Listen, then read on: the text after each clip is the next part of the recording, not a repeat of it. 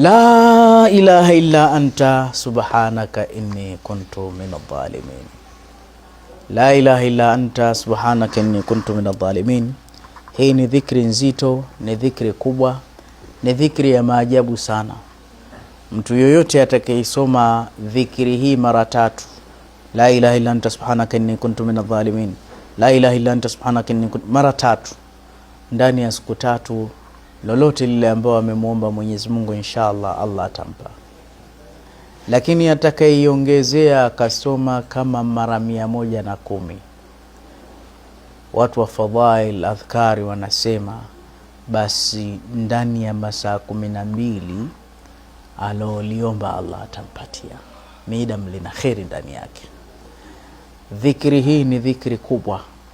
Wakati Mtume sallallahu alaihi wasallam alivyoelezea fadhila zake, waliuliza khasatan li Yunus amla, ni special tu kwa Yunus au? Mtume asema ni special kwake na ni speciali kwetu sisi pia vile vile. Kwa hiyo ni dhikri ambayo haina tabu yoyote, lakini ni dhikri ambayo haifai kukosa.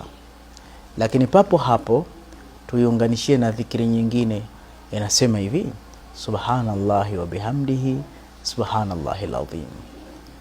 Hii dhikri fadhila yake, haya ni maneno mawili mepesi katika ulimi, mazito katika mizani, yanapendwa na Rahmani.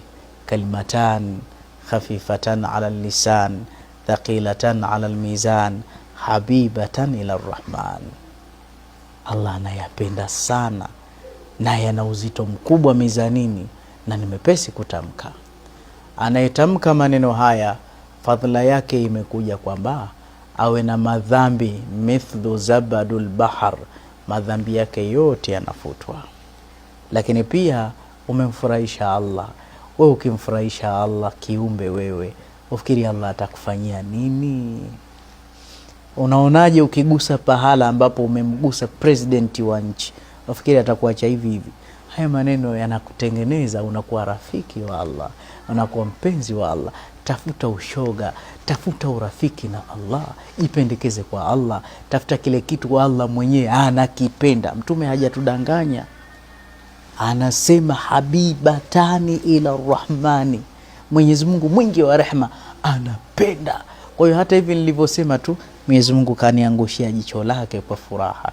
Subhanallahi wa bihamdihi subhana, kama kawimbo fulani, subhanallah wa bihamdi subhanallah, unajizolea mithawabu. Sasa ukishaisoma na wewe kuwa mjanja, hapo hapo sema Allah, najua leo uko sawa, sasa hebu nipe kadha kadha. Unashangaa nini wewe?